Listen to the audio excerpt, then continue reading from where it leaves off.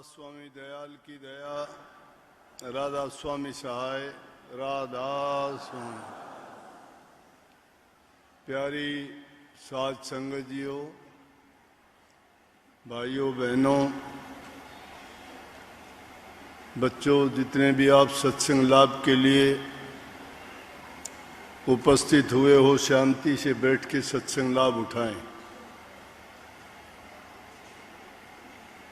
यहाँ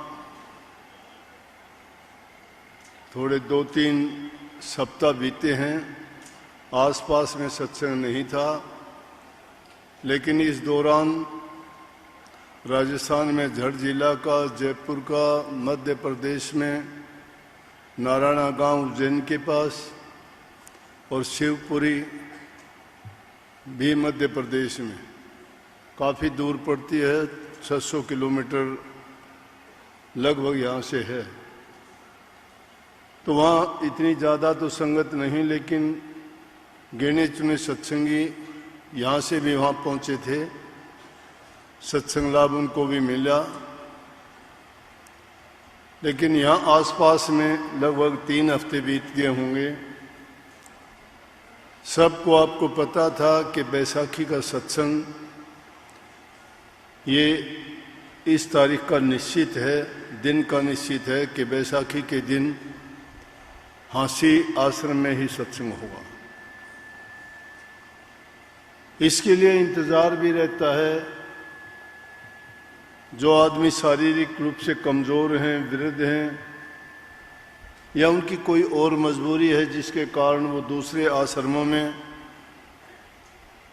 नहीं पहुंच सकते, उनकी भावना होती है कि हम भी दर्शन करें, साक्षात सत्संग सुनें। क्योंकि जब आमने सामने बैठ के सत्संग श्रवण किया जाता है, उसका आनंद कुछ अलग ही होता है। सत्संग तो देखने के लिए आपके दूसरे माध्यम भी बहुत हैं, टीवी में, व्हाट्सएप पे, फेसबुक पे और टीवी चैनलों पे आते रहते हैं, लेकिन जो आनंद वास्तविकता में है वो उसकी नकल में नहीं है। और सत्संग एक ऐसा माध्यम है जिस प्रकार से हम रोजाना स्नान करते हैं, शरीर पे लगी मैल, पसीना साफ करने से शरीर की सफाई होती है, उसमें दाग धब्बे, बदबू वाली चीज अगर कोई होती है तो वो धुल जाती है। इसी प्रकार से अपने घरों में, मकान में जहाँ हम रहते हैं, हर चीज़ का बड़ा ख्याल करते हैं सफाई के लिए, कि उनको साफ सुथरा रखा जाए। साफ सुथरी जो वस्तु होती है देखने में भी अच्छी लगती है, उसके पास रहने से भी हमें सुकून मिलता है।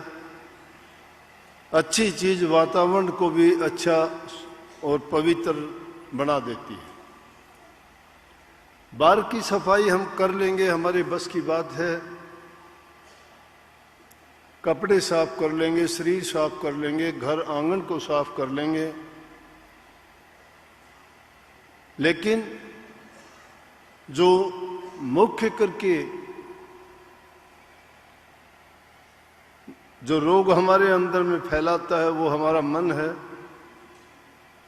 उसकी सफाई बाहर से नहीं हो सकती, इन आंखों से उसको देखा नहीं जाता, इस मन से ही मन को जांचा भी नहीं जाता,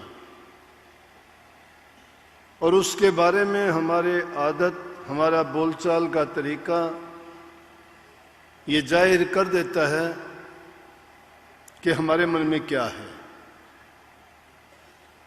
कभी हमारे अच्छे विचार होते हैं, कभी बुरे होते हैं, कभी खुशी होती है, कभी दुख होता है, वो भी उन बातों से जाहिर हो जाता है। मन की शुद्धता, पवित्रता भी प्रकट हो जाती है, जबान से हो जाती है, चेहरे से हो जाती है, हमारे व्यवहार और बर्ताव से हो जाती है।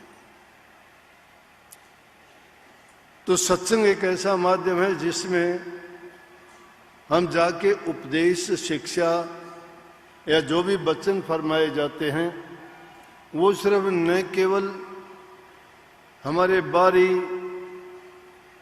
दुनियादारी के जीवन को सुधारने के लिए या अपने व्यक्तिगत जीवन को चरित्रवान बनाने के लिए या हमें किस प्रकार से अपने जीवन को जीना चाहिए इसके लिए नहीं, बल्कि मुख्य उद्देश्य तो यही होता है कि उसके मन की सफाई कैसे की जाए।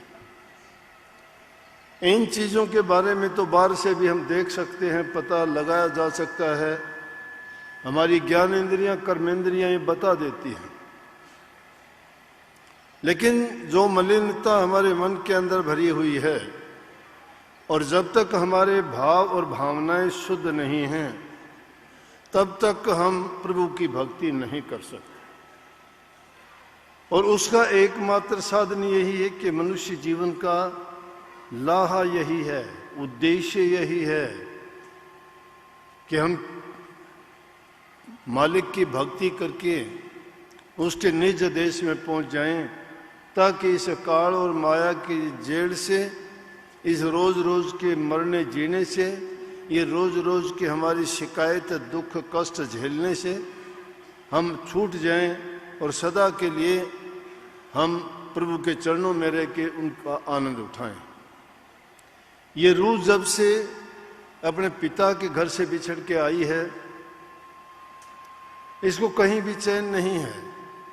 दिखावे के लिए सब हमें दिखाई देता है कि सुखी हैं, लेकिन सुखी कोई शायद ही होगा। शायद ही मैंने क्यों कह दिया कि जो प्रभु की भक्ति करने वाले हैं वही आदमी संतुष्ट और अपने आप को सुखी कह सकते हैं। जिनको दुनियादारी की वस्तुओं की लालसा लगी रहती है, जो सुख दुनिया की वस्तुओं में ढूंढना चाहते हैं, इस दुनिया में उस शांति की खोज के लिए हर इंसान प्रयास करता है, लेकिन कहीं भी सफलता नहीं मिलती। किसी के पास कितना धन हो, किसी के पास कितना बल हो, किसी का लंबा चौड़ा परिवार हो, कितना भी उसका ऊंचा पद ओहदा हो, किसी भी जाति में पैदा हुआ हो, किसी भी वंश घर परिवार का वो हो, लेकिन प्रभु की भक्ति के बिना उसका ये दुख का जंजाल नहीं कटता।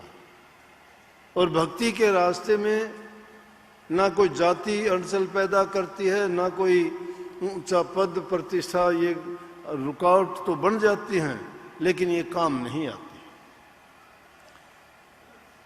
इसलिए सत्संग में अवश्य जाना चाहिए।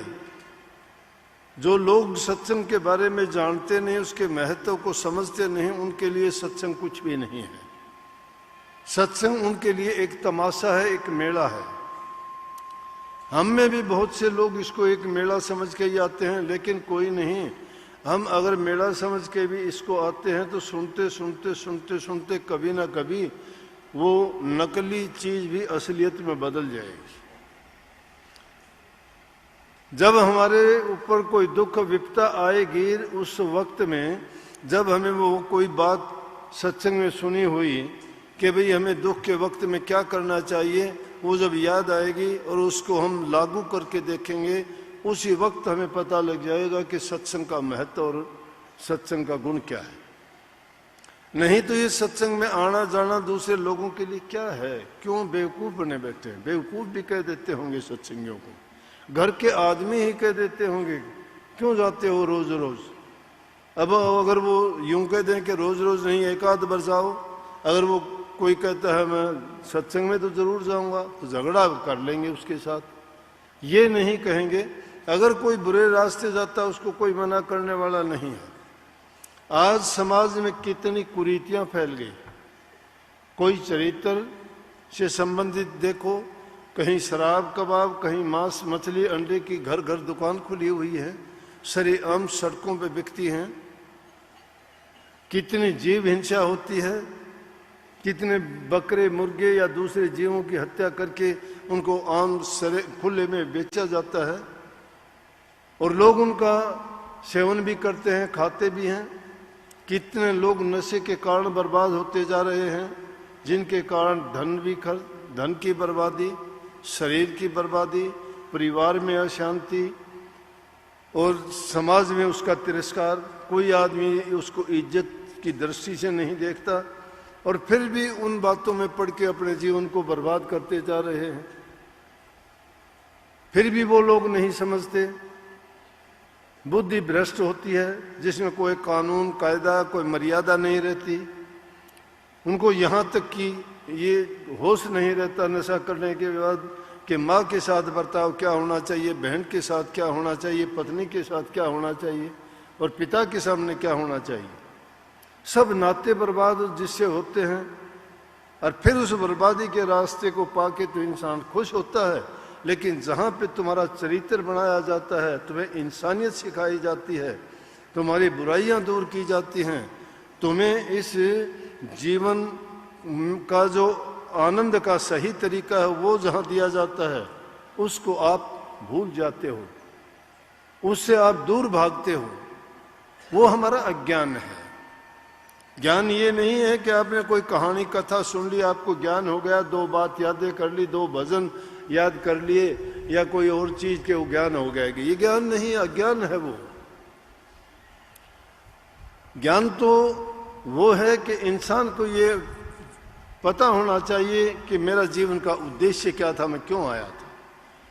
अगर इस जीवन में पेट भर के यूं ही घूमना फिरना है, पशुओं की तरह से जीना है, तो जिए इंसान। या किसी निर्बल दुर्बल जीव पर अपना रोब दिखाता है तो क्या मिल जाएगा उसको। यहाँ तो प्रेम का मार्ग है। जो उन जीवों से प्रेम करता है, सभी उस मालिक की संतान हैं हम। चींटी से लेके हाथी तक इंसान बुद्धिमान जरूर है, विवेकशील जरूर है, और जीवों से ज़्यादा इसको ज्ञानवान समझवान बनाया गया है। लेकिन उस ज्ञान और बुद्धि को जब सही ये प्रयोग नहीं करता तो कहाँ की इंसानियत है। इसलिए ये सत्संग इन बुराइयों से हमें निकालता है। आज एक दूसरे को देख के चंद पैसे के लिए इंसान इंसानियत से गिर जाता है, भूल जाता है सब कानून कायदे, नहीं देखते। फोन उठा के देखो, टीवी उठा के देखो, अखबार उठा के देखो, कोई अच्छी खबर मिलती है क्या आपको? कितनी उनमें सत्संग कथा, कितनी उनको आपको उपदेश शिक्षा की बात कोई मिलती है? कहीं मिलेगा छुरेबाजी हो गई, कहीं कहते हैं कि वहाँ गोली चल गई, कहीं कहते हैं कि वहाँ नोट पकड़े गए, कहीं कहते हैं वहाँ डाका हो गया, कोई कहता है उसका कत्ल कर दिया गया। छोटी छोटी बात के लिए क्यों? कहाँ से आ गई ये चीजें? इतने समाज सुधारक हैं, इतने सत्संग इतनी कथाएं होती हैं, और फिर भी ये इंसान इन बुरी आदतों को क्यों अपनाता जा रहा है? लेकिन जो लोग मन वचन और कर्म से सत्संग से जुड़ जाते हैं, मैं कहता हूं निश्चित रूप से वो इंसान पवित्र हो जाएगा, बुराइयों से निकल जाएगा, पाप कर्मों से बच जाएगा। वो नेक कर्म नहीं करेगा तो भी उसका जीवन सुखी जरूर हो जाएगा। जो इंसान अपने ईमानदारी से जीवन जीता है, अपना कमा के खाता है, दूसरे की चीज पर नियत नहीं धरता है, अपने समान दूसरे जीवों को जानता है, जैसे कबीर साहब ने कही है कि सह कुशब्दवाद को त्यागे छोड़े गर्भ गुमाना, सत्य पुरुषता ही को मिलिए कहे कबीर सुजाना। कबीर साहब वाणी में कहते हैं सह कुशब्द, अगर कोई कह देता है, कुशब्द कह देता है, कुशब्द कहते हैं बुरी बात को, गाली देने को। अगर कोई दे भी देता है उसको सहन कर लो। 2 बातें आ गई, एक बात नहीं। कितनी ऊंची बात, संतों के एक एक वचन में कितनी शिक्षा भरी होती है। सह कुशब्द, अगर बुरा वचन कोई सहन कर लेता है तो बहुत सी अलामतों से, बहुत सी बुराइयों से, समस्याओं से बच जाता है। अगर दुर्योधन उस हंसी के एक वचन को ही सुन लेता, बर्दाश्त कर लेता, सहन कर लेता उसको, या धैर्य करता, तो ये हालत नहीं होनी थी कि 56 करोड़ यदुवंशी कुरुक्षेत्र के मैदान में मर जाते। दिया जलाने वाला नहीं रहता उनके घर में। क्या बात थी? एक मजाक की बात के कारण ऐसा हो गया। इसीलिए कभी सब ऊंची बात कही, सह कुशब्द वाद को त्यागे। किसी के साथ वाद विवाद करने में कोई फायदा नहीं है। एक कुछ कहता है, आप उसका विरोध करते हो, आप कहते हो उसका वो विरोध करता है, बात बढ़ती चली जाएगी, घटेगी नहीं। बढ़ते बढ़ते वो बात और भी ज्यादा जो जो आगे चलती जाएगी उसका परिणाम दुष्कर होता जाएगा, बुरा होता जाएगा। मान लिया किसी ने किसी को गाली दे दी, गाली देने से वो आप एक गाली दोगे, अगला दो देगा। नहीं उसने बर्दाश्त हुई, उसने धैर्य नहीं रखा, कुछ शब्द को उसने नहीं सहा, वाद में पड़ गया, वाद विवाद में आ गया। और जब वाद विवाद में आ जाता है, वो उसकी बात नहीं मानता, वो उसकी नहीं मानता। उसको पता होता है ये सच्ची कहता है, फिर भी नहीं मानेगा, क्योंकि वो बाजी हार जीत की है। और हार जीत की बाजी में जब हो जाते हैं तो वो बात रुकती नहीं है, आगे बढ़ती चली जाएगी, जरूर उसका परिणाम बुरा ही होगा। स्वामी जी महाराज ने बहुत कुछ लिखने के बाद में ये बात लिख दी, उनको बाद में ख्याल आया।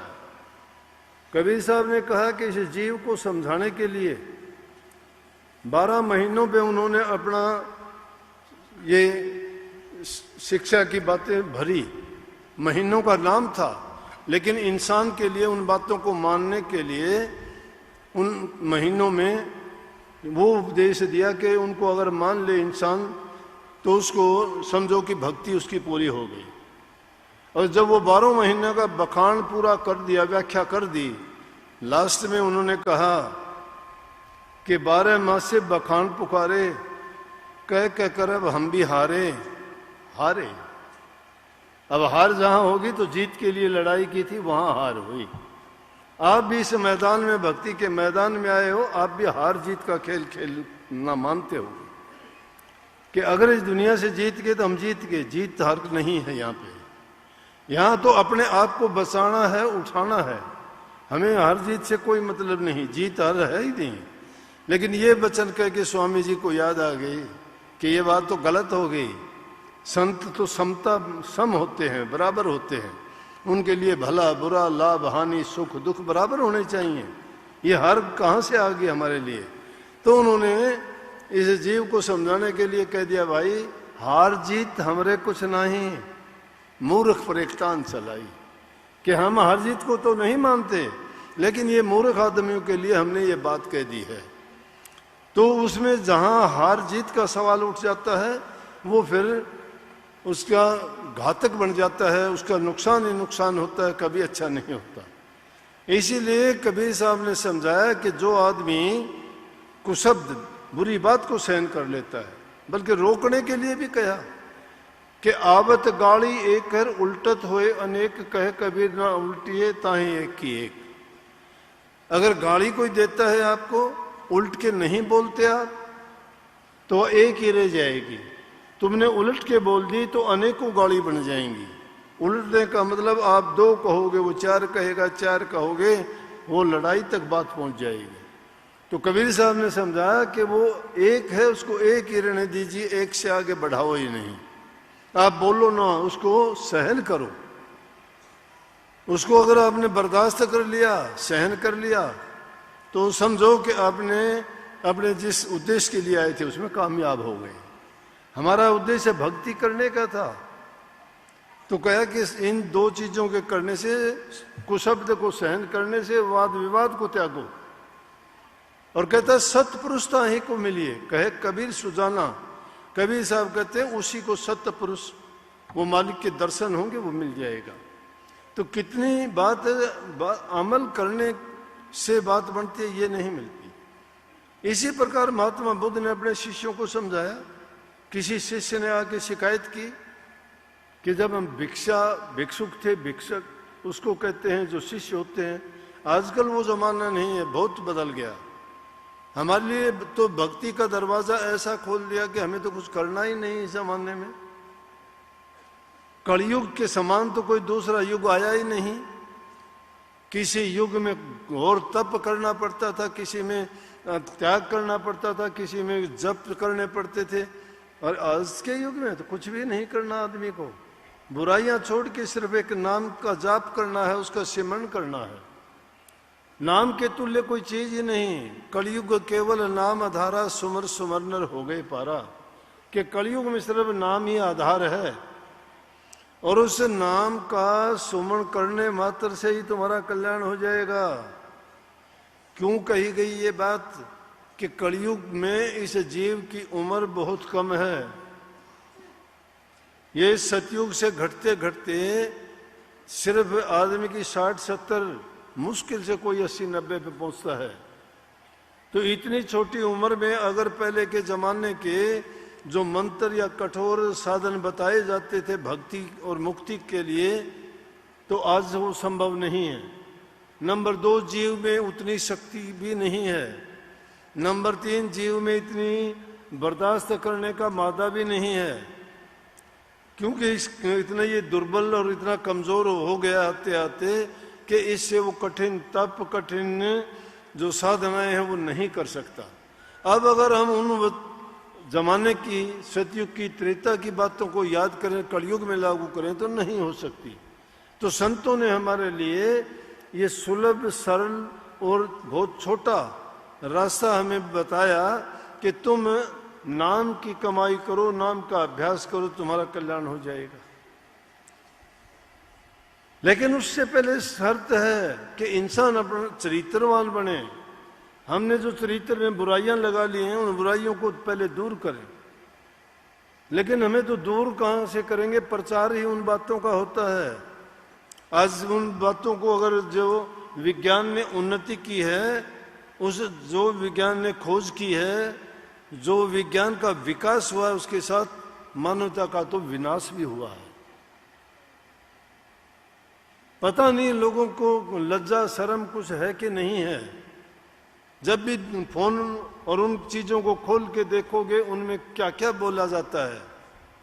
अरे सबको पता है क्या बातें होती हैं, कैसे होती हैं, लेकिन किसी को बेपर्दा करके क्या वो ज्यादा अच्छा हो जाता है। चंद पैसे के लिए इंसान क्या इतना गिरावट पे आ जाएगा कि कोई लज्जा शर्म लिहाज ना रहे। अगर क्यों नहीं अच्छी चीजों का प्रचार किया जाए, क्या उनकी कमी है?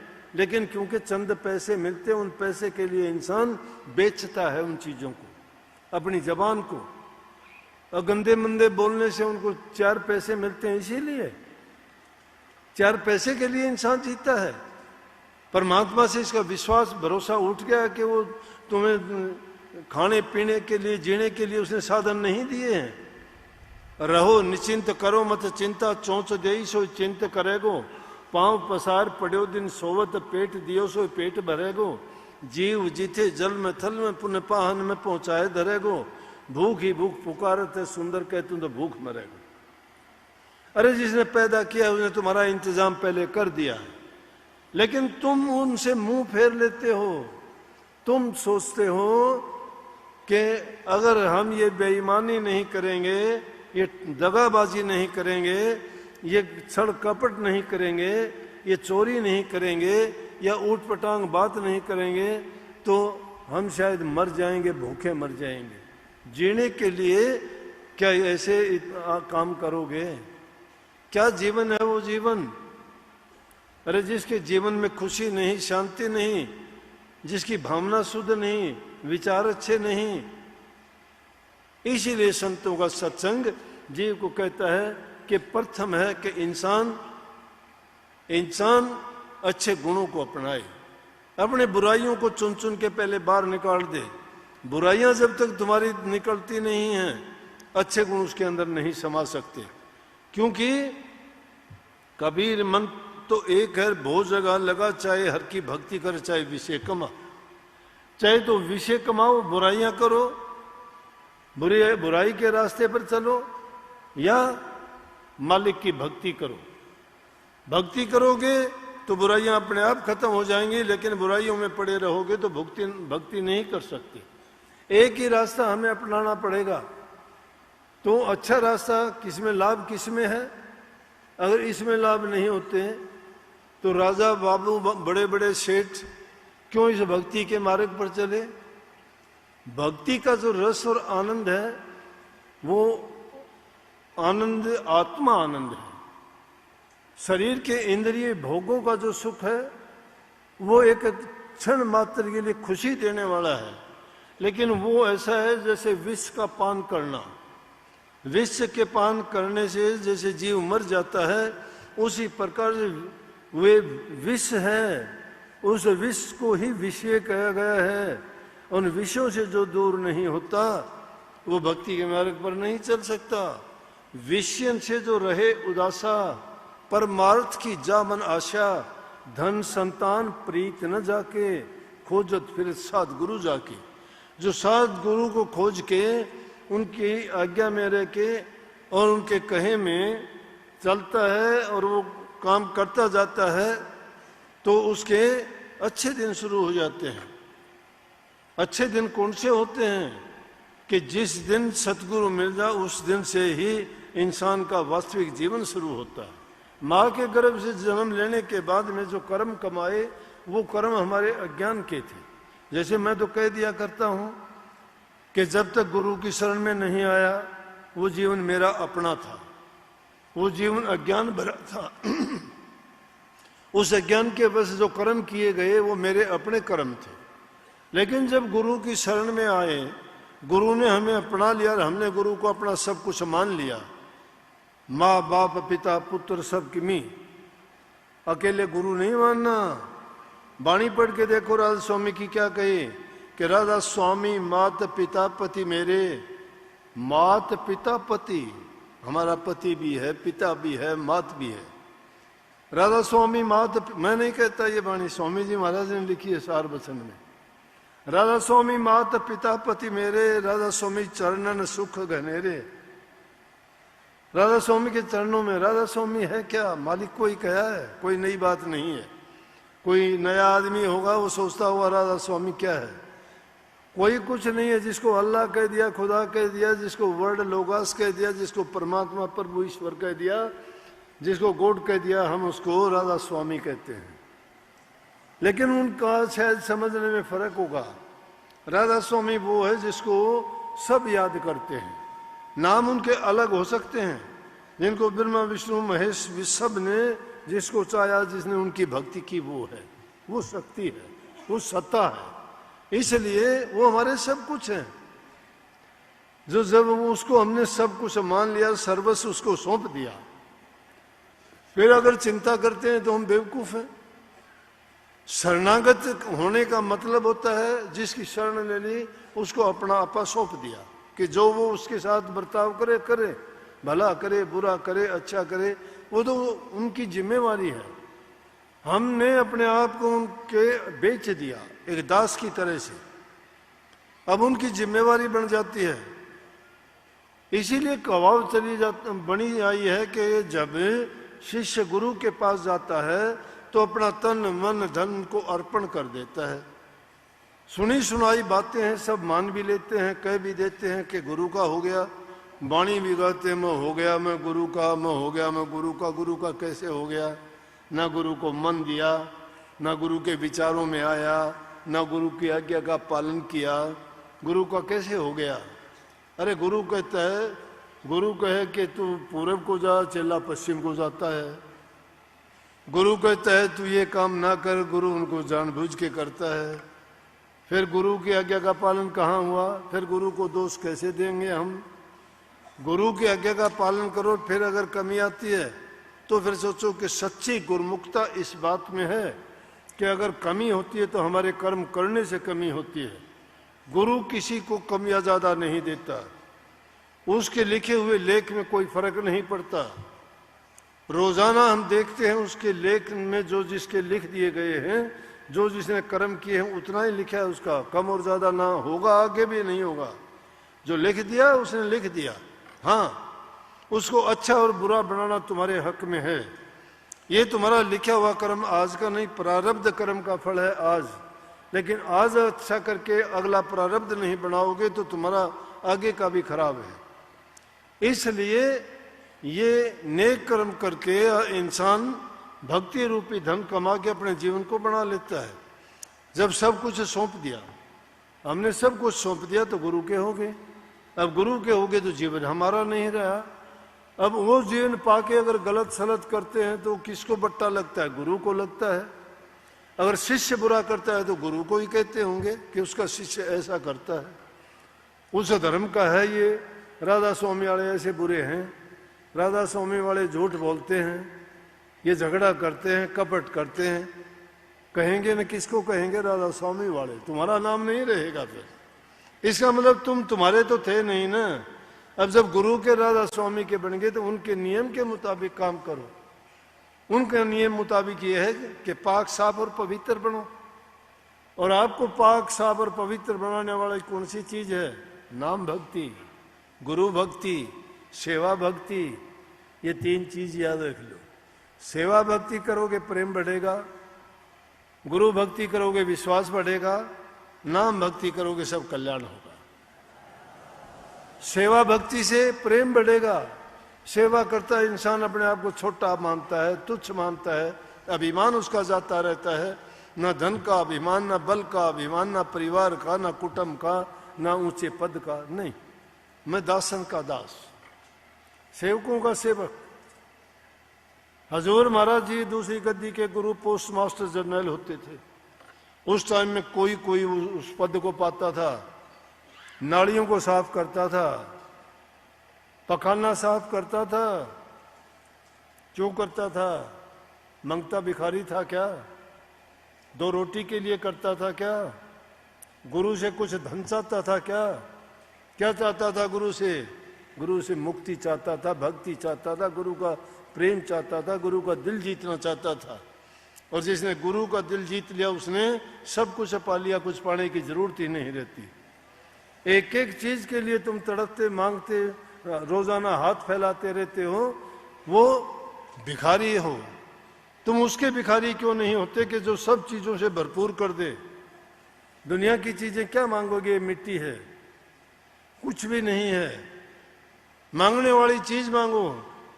ये तो उस दीपक की तरह का जीवन है, जब तक इसमें तेल और बत्ती जलता रहेगा, लेकिन जिस दिन ये खत्म हो जाएंगे ये बुझ जाएगा, वो दीपक कुछ काम का नहीं रहेगा, चला जाएगा। ये पांच तत्व का पुतला है, पांचों तत्व विलीन हो जाएंगे अपने आप में। इसलिए वक्त के रहते और समय के रहते अगर आप भक्ति करते हो, नाम की कमाई करते हो, तुम्हें अभी पता लग जाएगा, मस्त रहोगे। मस्त फकीरों को नहीं देखा क्या? ना उनको कुछ खोने की चिंता है, ना कुछ उनको पाने की लालसा है। मस्त फकीरी है, कहीं भी रहो मस्ती की हालत में रहते हैं। तन पे कपड़ा नहीं है, सर्दी गर्मी को भी महसूस करते नहीं। इंसान महसूस करके दुख उठाता है, मैं दुखी हूं, कि कोई दुख दूर कर देगा क्या आपका? धैर्य रखो, देखो ना दुख कहां जाता है। आजमा के देखा करो, कुछ देर इंतजार करोगे चला जाएगा। और मेरे से सच्ची बताऊं मैं, मेरे को जब कोई दुख तकलीफ ऐसी बात होती है ना, तो मुझे पता होता है सत्संग कर दूंगा, उस दिन के बाद ठीक हो जाऊंगा। मेरी दवाई सत्संग है, सत्संग करूंगा बिल्कुल। जो सुनेगा कहेगा कि भाई इसकी कोई तकलीफ नहीं, ऐसा ही कहता है, झूठ बोल। अब मेरा इलाज है। अरे नाम भक्ति ऐसी चीज है, तुम्हें हर प्रकार से, वो तुम्हारे तन से भी, मन से भी और आत्मिक रूप से भी हर प्रकार से आपको सुदृढ़ बना देगी, पवित्र बना देगी और बड़ा बलवान और शक्तिशाली बना देगी हर चीज में। जब तक जीवन जीवोगे सुख ही जीवोगे। तो किस चीज से सुख चाहते हो आप? इस सुख के लिए लोग भागे फिरते हैं। उस रस और आनंद के लिए लिखा है, इस रस कारण बने निरुपयोगी छोड़े भोग विलासा। अरे बलक पुकारा के बादशाह ने छोड़ दिया, राज को ठोकर मारी, ठोकर मार दी। कोई उसको नहीं था, क्या राज का देख लिया। क्या मिलता है? कितने दिन के लिए मिलता है? जिनको अपना सोचते हो कितने दिन निभाओगे इनके साथ में? कितने दिन अपने हैं ये, वो छोड़ जाएंगे नहीं, आप छोड़ जाओगे उनको। ये बिछड़ने वाला मेला है, यहाँ कोई रहता ही नहीं है इकट्ठा। बगीचे में आज फूल खिलते हैं, कल को मुरझा जाएंगे वो।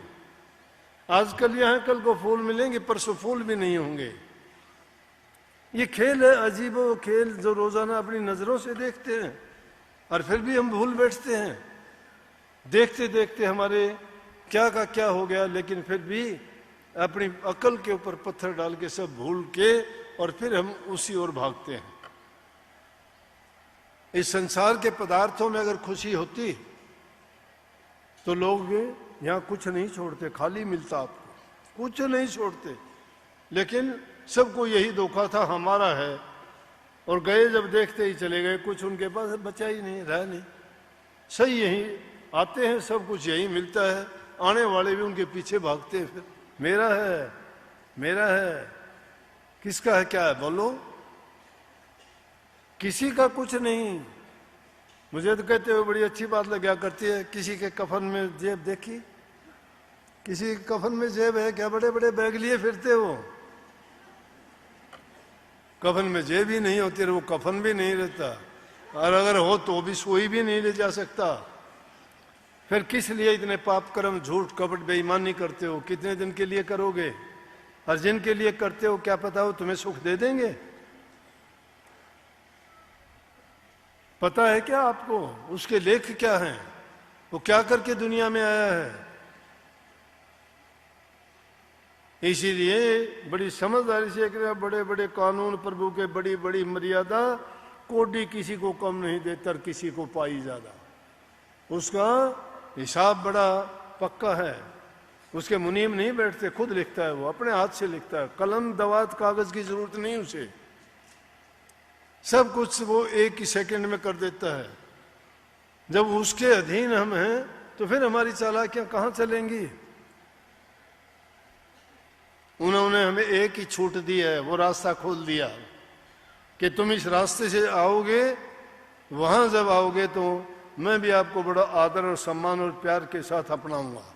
और वो रास्ता है भक्ति का, और वो शुरू होता है प्रेम से, इसलिए इसको प्रेमा भक्ति कहते हैं। सेवा करोगे, प्रेम हुआ, विश्वास तुम्हारा पक्का होगा गुरु भक्ति से, और गुरु भक्ति करते करते तुम्हें इतना अपने आप पर भरोसा, यकीन हो जाएगा कि हमने आत्मिक रूप से इतने संतुष्ट हो जाओगे कि हमने इस जीवन में आके नेक काम किए हैं, किसी को कष्ट दुख नहीं दिया। और तुम्हें कोई दुख कष्ट आएगा तो भी कहोगे कि ये मेरा कर्ज था जो मेरे से पूरा किया जा रहा है, और आगे के लिए मैंने कुछ किया ही नहीं तो मैं काटूंगा क्या। जो इंसान जैसा बोएगा वही तो काटेगा ना। ये कर्म बंदी संसार है, कर्म का खेल है। कर्म बड़ा कर्म छोटा करता है, कर्म इंसान को दुख सुख देता है। कर्म से बचो, कर्म को सुधारो, कर्म को बनाओ, और सबसे उत्तम कर्म है प्रभु की भक्ति। प्रभु की भक्ति रूपी कर्म जो जो करते जाओगे, तुम्हारे ये दाग, तुम्हारे ये पाप कर्म सब छूटते चले जाएंगे। इसलिए उस राम नाम के जो भी आप गुरु से तुम्हें दीक्षा मिली है, मंत्र मिला है, गुरु ने आपको ये एक पर्ण दिया है, नाम नहीं दिया, पर्ण दिया है। क्या दिया है कि कुछ समय निकाल के तुम अपने लिए प्रभु को याद किया करो। वो नाम मुक्ति किस चीज में होगी, सब चीजों से मन हटा के उसमें जोड़ा करो किसी घड़ी, कि जिन चीजों के पीछे भागते फिरते हो ना, ये तुम्हें एक भी चीज अगर सुख दे दे तो मेरे पास आ जाना। कोई किसी को सुख नहीं देती ये चीजें। अगर ये चीजें सुख देती तो यहाँ सुख भी नहीं बचता, सब खत्म था, एकदम यहाँ मरुस्थल बियाबान मिलता, कुछ नहीं। लेकिन सुख किस चीज में है, ना सुख विद्या के पढ़े, ना सुख वाद विवाद, साध सुखी से जो कहे लागी सुन समाध। ना सुख वाद विवाद में है, ना सुख विद्या के पढ़ने में है, तो सुन समाध तो तब लगेगी जब नाम की कमाई करते जाओगे। दुनियादारी से तुम्हारी नीयत जो खोटी है उसको शुद्ध और पवित्र कर लोगे, दुनिया से हटा के नेक काम में लगाओगे, तो तुम्हारा जो जीवन, जो तुम्हें पूंजी मिली है, इससे पूंजी का पूरा लाभ उठा के जाओगे, नहीं तो मूड भी खो के जाओगे और हाथ मलते हो जाओगे। फिर कहोगे कि एक अवसर और मिल जाए तो मैं ऐसा करूँगा कि इस बार तो ये गलती नहीं करूँगा। अरे वो गलतियाँ रोज रोज करते हैं, रोजाना करते हैं, है ऐसी बात। लेकिन क्या कि एक बार विष्णु भगवान और नारद जी जा रहे थे, रास्ते में जाते जाते देखा एक औरत को बच्चा होना था, उसको बहुत पीड़ा थी। तो नारद जी कहने लगे, देखो भगवान, इसको कितनी पीड़ा है औरत को, बेचारी को। ने बोला, नारद चल अपना काम करना, क्या इन बातों में ना पड़िए, दुनियादारी की बातें हैं। ने बोला, ये पीड़ा आज की है, कल को भूल जाएगी। क्या बात करते हो, किस तरह से चिल्लाती है कि प्रभु मुझे बचा लो, आइंदा के लिए ऐसा मैं फिर दोबारा नहीं करूंगी, ये मैं तो ऐसे ही रह लूंगी, बांझ रह लूंगी, मुझे औलाद की जरूरत नहीं, संतान की जरूरत नहीं है। भी बड़ा कठिन काम, कोई आसान बात नहीं है। तो बड़े वो विलाप कर रही थी उन बातों को सुन के, और चले गए। विष्णु भगवान ने उसको टाल दिया कि चल अपना काम कर, दुनिया में कहाँ कहाँ क्या क्या देखेगा, क्या क्या है। बच्चा हो गया, कुछ दिन के बाद में उनके तो दिन ही होते हैं, यहाँ हमारे मृत्यु मंडल में तो बरसों बीत जाते हैं। जब विष्णु भगवान और नारद जी फिर वहाँ से आना हुआ, तो नारद जी ने उस घर को देखा, बोला ये घर था वो जिसमें वो स्त्री कर रही थी, वो तो मर गई होगी, मर गई, उसकी बूढ़ी हालत है। बच्चे देखे तो 8-10 बच्चे गली में खेल रहे, उनसे पूछने लगे, भाई तुम किसके हो? बोला हम तो उसके हैं। जब उसने अपनी माँ की तरफ हाथ करा, नारद जी देख के और बड़े विस्मित हो गए, बड़े अचंभे आश्चर्य में हुए। बोले अरे, विष्णु भगवान कहने लगे, क्यों, क्या हो गया? बोला जब तो ये एक के लिए भी ये कहती थी, विलाप करती थी, और फिर इसने तो इतने पैदा कर दिए। जब इसको पीड़ा नहीं हुई होगी क्या? ये हालत हमारी है। हम जब दुख और परेशानी जब आती है तो प्रभु को याद करते हैं कि बचा लो मुझे, आइंदा नहीं करूँगा, ये बस गलती हुई है। लेकिन वो ठीक होने के बाद फिर वही करते हैं। जैसे शराबी आदमी शाम को शराब पी के जब उसको कहते हैं, कुछ तो नेम उठाता है कि आइंदा के लिए नहीं पीऊँगा, दूसरा दिन होगा फिर पी के आएगा। तो आदमी को जब ये दुनियादारी की बुराई की आदतों को लगा कि वो उसको छोड़ना भूलना नहीं चाहता है, जो उसको बाद में कष्ट देते हैं, रोग देते हैं, बीमारी देते हैं, परेशानी देते हैं, हर प्रकार से उसको लज्जित करते हैं, जीवन उसका बर्बाद और दुखी होता है, फिर भी नहीं छोड़ता। लेकिन प्रभु के नाम से तुम्हारा चेहरा खिल उठता है, शरीर में ताकत आती है, रोग बीमारी नहीं होती। प्रभु की याद करने से आपके विचार पवित्र, शांत स्वभाव होता है, ना किसी से लड़ाई झगड़ा करते हो, ना किसी से बैर दुश्मनी होती है। कितनी शांति मिलती है, काम तुम्हारा समर्था है, अच्छे दुनिया को लगते हो, और शरीर छोड़ के जब जाओगे तो प्रभु का दरवाजा खुला मिलेगा, वो मुक्ति होगी। लेकिन इतनी आसान भी नहीं है, ये भी ना सोच लेना। एक आदमी को संकल्प करके जाना चाहिए कि चलो अब तो सोच समझ के चाल, बंदे भूल में बनी सो बनी। जो बीत गई सो बीत गई, आगे की सुध लो। जो बीत चुकी है उसमें माथापच्ची करते हो नहीं, उसे शिक्षा लो कि मैंने भूतकाल में गलतियां की थी, उसका परिणाम ये हुआ, दुख बुरा है। लेकिन आज से मैं जो संकल्प लेता हूँ ये लेता हूँ कि चाहे कुछ भी हो, मुझे दुख हो, सुख हो, भूख हो, प्यास हो, कितना भी किसी काम में व्यस्त हो, मैं अपने प्रभु के नाम में, भक्ति में, चाहे आप 15 मिनट सुबह शाम लगाओ, लेकिन मैं कहता हूँ उस वक्त में आप एकाग्रचित होके सब चीज़ों को एक तरफ छोड़ के सिर्फ एक ही चीज़ सामने रखो, प्रभु को, उसके नाम को, उस नाम का सुमरण ऐसा करो कि नाम लेते लेते तुम्हें ये पता नहीं रहे कि तुम नाम हो या तुम बोलते हो या कोई और बोलता है। तुम्हारे रोम रोम से वो आवाज़ आ जानी चाहिए, ये नाम का सुमरण है। ये नहीं कि सुमरण तो करते हो, सुमरण के लिए बैठ गए, दिल कहीं और है, विचार कहीं और है, सोचते कुछ हो। 2 मिनट के कैदी नहीं हो आप अपने शरीर के मालिक हो, वक्त आप निकालते हो, कोई मजबूरी नहीं है तुम्हारी, किसी और के लिए काम नहीं है वो, जो तुम्हारे खुद के लिए, खुद की भलाई के लिए, तुम्हारे जीवन को संवारने बनाने के लिए है। उसके लिए तो तुम्हें खुद को ही सोचना चाहिए। अगर सोचते हो कि किसी और का है, और को कुछ नहीं मिलना आपके जीवन से, तो आप जो काम करोगे उसका परिणाम आपको ही मिलेगा, ना घर परिवार वालों को मिलेगा, ना और की। हाँ, ये ज़रूर है कि अगर कोई अच्छी चीज़ पास में होती है, उसका प्रभाव दूसरी चीज़ पर पड़ता है। आपको देखते देखते आपके परिवार के बच्चे आप दूसरे सदस्य देखेंगे तो वो भी उनके संस्कार बनते हैं। लेकिन घरों में जब तुम शराब पी के जाओगे, झगड़ा तुम्हारे घरों में होगा, माँ बाप की कदर नहीं करोगे, एक दूसरे को जबान से गंदा मंदा बोलोगे, तो बच्चे क्या सीखेंगे उससे? बच्चे को जो शिक्षा देने की जरूरत नहीं, वो तुम्हारे व्यवहार से सीख जाएंगे। तुम गालियां देते हो, वो भी गालियां देंगे। तुम चोरी करते हो, वो भी चोरी करेंगे। तुम झूठ बोलते हो, वो झूठ बोलेंगे। बिना दिए बिना कहे तुमने उनको सब कुछ दे दिया। इसलिए उनको अच्छी शिक्षा अगर देना चाहते हो, खुद का बर्ताव अच्छा करो। घरों में, जिनके घरों में निंदा चुगली नहीं होती, जहां उनके माँ बाप बूढ़े बुजुर्ग की इज्जत कदर करते हैं, जहां पति पत्नी का कोई झगड़ा नहीं होता, मैं कहता हूं उस घर में ना कभी टोटा होगा, बल्कि लक्ष्मी का वास होगा। तुम चाहे 4 पैसे का काम करोगे, तुम्हें वो 400 रुपये के बराबर तुम्हें लाभ देगा। और जिस घर में हजारों करोड़ों भी कमाओगे, लेकिन तुम्हारा आपसी वाद विवाद है, झगड़ा है, एक दूसरे के विचार नहीं मिलते हैं, तो तुम्हारा घर बर्बाद हो जाएगा। पहली चीज है कि अपने मन को साफ रखो। दूसरी चीज है घरों में प्यार प्रेम रखो।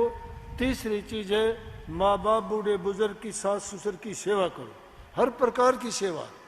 टाइम पे उनको खाना दो, उनके लत्ते कपड़ों की सफाई करो, नहाने धोने में उनकी मदद करो, उनके बिस्तर खाट उनको सिर्फ मीठा बोल दो, संभालो उनको कि आपको क्या चाहिए। अरे उनको जरूरत नहीं है, वो 2 वचन मीठे चाहते हैं। उन्होंने अपना सर्वस्व आपको दे दिया है, अपने जीवन में जो कमाया सब आपके नाम कर दिया। फिर उनके साथ ऐसा ना करो, उनको वृद्ध आश्रम ना दिखाओ, उनकी पूजा करो। उनसे बढ़ के कोई देवता नहीं है, वही तुम्हारे विचारों को पवित्र बना देंगे। उनका दिया हुआ आशीर्वाद फलीभूत होगा, तुम्हें सुखी बना देंगे। वो एक कवच का काम करेंगे। जब भी कोई ऐसी बुराई की या कोई ऐसी बात होगी, तुम्हारे सामने ढाल बन के खड़े हो जाएंगे, तो वो तुम्हारे दुख को खुद उठ लेंगे। जिनके घरों में प्यार प्रेम है, शांति है, वहां सब प्रकार के सुख है। जिनके घरों में लड़ाई झगड़ा होता है, वाद विवाद होता है, अच्छा बर्ताव व्यवहार नहीं होता, वहां समझो कि वो घर बर्बाद है, नरक के समान है। इसलिए सब चीजों को, मैंने ऐसे सत्संगियों के घर देखे, मुझे खुशी होती है उन सत्संगियों की बातें सुन के। ऐसे परिवार में तुम्हें बता दूंगा, लेकिन कहने से तो उन लोगों को कभी बेचारों को नजर ना लग जाए। और तो मैं क्या कहूँ कि पूरा दिन काम करते हैं, अपने अपने काम करते हैं, प्रेम से रहते हैं। शाम का टाइम होता है, परिवार सारा इकट्ठा होता है, सोने से पहले सब घर में इकट्ठे होके कहते हैं कि आओ आरती विनती करेंगे। आरती विनती करते हैं, फिर थोड़ा बहुत किसी का मन हो सत्संग सुनते हैं, चाहे किसी को कितना, लेकिन सब के सब वहाँ बैठते, उससे कितना आपस में उनका प्रेम बढ़ता है, कितना विश्वास बढ़ता है। छोटे बच्चे उनमें क्या सीखते हैं। इतने भी सत्संगों में आके उनके छोटे बच्चे भी कहते हैं मैं शब्द गाना चाहता हूँ, शब्द गाना चाहता हूँ। क्यों गाना चाहता है? संस्कार बना लिया उसने। किसने बना दिया? उनके घर वालों ने बना दिया। बच्चे को नहीं पता है मैं क्या गाता हूँ, क्या बोलता हूँ, या इसका क्या गुण है। लेकिन उसने ये सीख लिया कि ये चीज खुशी देने वाली है। हमारे घर में ये होता है, मैं बाहर भी जब जाऊंगा तो लोग मुझे देख के और मेरी बात सुनेंगे तो उनको भी अच्छा लगेगा, तो मुझे खुशी मिलेगी। इसलिए दुष्ट आदमी का संग ना करो। जो दुष्ट आदमी हो बर्बाद कर देगा। एक थोड़ी सी खटाई की चीज दूध के भरे बिलोने में गिर जाए, बर्बाद। ना दही, ना लस्सी, ना मक्खन, कुछ नहीं बनेगा। दुष्ट आदमी ऐसा होता है। कुसंग से बचे इंसान। और ऐसे लोग बहुत मिल जाएंगे आपको कि ना खुद जिएंगे ना जीने देंगे। जीवन का सिद्धांत होना चाहिए, जीवो और जीने दो। तुम किसी का कुछ बिगाड़ नहीं सकते। लेकिन दुष्ट आदमी जबान से कुछ बोलते हैं, मन से कुछ होते हैं, उनका जीवन कुछ होता है। वो चालाकी करते हैं, लेकिन चालाकी छिपी नहीं होती, छिपी नहीं रह सकती। रुई में लपेटी हुई आग कितने दिन रुकेगी? जल जाएगी रुई तो बाहर निकल आएगी। इसी प्रकार से ये बुराइयां हैं। इंसान कितना भी छिपा के कर ले, अपनी देसी भाषा में बात बुरी है, क्या करे, बोला भाई पानी में पाजोड़ा के डटे थोड़ा ऊपर आओगा ना, अजू से यार पता को नहीं के, इसलिए कितना भी छिप के कोई कर लो ऊपर तो आओगा वो। और महात्मा ने कह दी कि चोर चुराई तुमड़ी जल में दाबी आए वो दाबे बाबू बरे और कर्तव्य छानी ना। कहने का मतलब ये आदमी का कर्म छानी नहीं रहता, बचता नहीं। जिस प्रकार कोई तुमड़ी चुरा ले, तुम्बा सूखने बाछा हलवा उसे न एक तारा बन जाए से, तो उसने ले जाके न यार को देखा भैया तो बेरा पिट जाएगा, खड़े धरू पानी में ले जाके छिपा होगा, उसने दबा होगा तो वो तो उसने दबा और वह ऊपर आके पड़ेगी। इसी प्रकार से इंसान के जो विचार है वो कितना छिपा लो बाहर आ जाएगी। तो इसलिए दुष्ट का संग नहीं करना चाहिए। दुष्टों के संग से तो आदमी भूखा रह ले वो अच्छा है। जब दुष्ट पड़ोस में आ जाए तो घर बाहर छोड़ के चला जा, वो भी अच्छा से मांग के खा लेगा, वो भी अच्छा है। जिस घर में ऐसे लोग हो जाते हैं वो उनकी पीढ़ियों तक बर्बाद कर देते हैं। इसलिए संगति अच्छी हो, खान पान शुद्ध हो, विचार पवित्र हो, तो तुम, मैं तो 15 मिनट की कही से 5 मिनट भी अगर आंखें बंद करके बैठोगे इतनी शांति होगी कि जिस प्रकार से जल में बैठ के इंसान डुबकी लगा के आंख बंद कर ले तो सारी तरफ जल ही जल है, तो उसी प्रकार खुशी खुशी होगी, शांति में ही शांति में डूब जाएगा। यह है जीवन का लक्ष्य, ये होना चाहिए। जरूरत के काम सभी करो, अपना कमा के खाओ, दूसरे की तरफ ये ना देखो। कभी भी ये प्रतिस्पर्धा ना करो कि उसके पास ये है मेरे पास क्यों नहीं है। तुम मेहनत करो, सब कुछ तुम्हारे पास हो सकता है। हक हलाल की कमाई, मेहनत की कमाई करके कुछ भी करो, लेकिन धोखाधड़ी करके अगर कुछ काम करोगे तो बर्बाद कर देगा तुम्हें नहीं, तुम्हारी औलाद को बर्बाद कर देगा। जिसके लिए करोगे वो बर्बाद हो जाएगा। उनको ये आदत डालो, उनको धन देने की जरूरत नहीं है, उनको काम सिखाओ, उनको मेहनत करना सिखाओ, उनको सच्चाई ईमानदारी का जीवन जीना बताओ।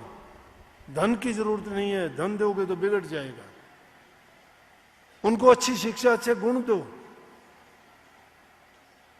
ये चीजें उनको दोगे, उसको जरूरत ही नहीं है किसी चीज की।